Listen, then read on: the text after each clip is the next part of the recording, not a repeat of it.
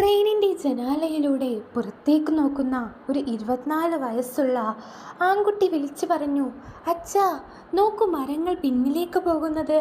അച്ഛൻ പുഞ്ചിരിച്ചു.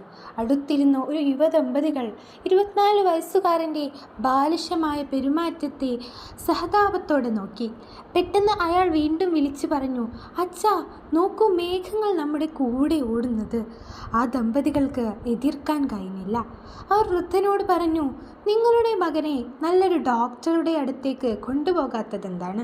വൃദ്ധൻ പുഞ്ചിരിച്ചു കൊണ്ട് പറഞ്ഞു, ഞാൻ പോയി. ഞങ്ങൾ ആശുപത്രിയിൽ നിന്ന് വരുന്നതേയുള്ളൂ. എൻ്റെ മകൻ ജന്മനാ അന്ധനായിരുന്നു. ഇന്നാണ് അവന് കണ്ണുകൾ ലഭിച്ചത്. ഈ ഗ്രഹത്തിലെ ഓരോ വ്യക്തിക്കും ഒരു കഥയുണ്ട്. ആളുകളെ ശരിക്കും അറിയുന്നതിന് മുമ്പ് അവരെ വിലയിരുത്തരുത്. സത്യം നിങ്ങളെ അത്ഭുതപ്പെടുത്തിയേക്കാം. അത് ഈ കഥയിൽ പറയുന്നത് എത്ര സത്യമാണല്ലേ, എത്ര മനോഹരമായ കഥ. ഈ ലോകത്തിലുള്ള നമ്മുടെ ചുറ്റും കാണുന്ന ഒരാളെയും നമ്മൾ ഒറ്റ നോട്ടത്തിൽ അവരുടെ ഒരു നിമിഷത്തെ പെരുമാറ്റം കണ്ട് ഒരിക്കലും വിലയിരുത്തരുത്.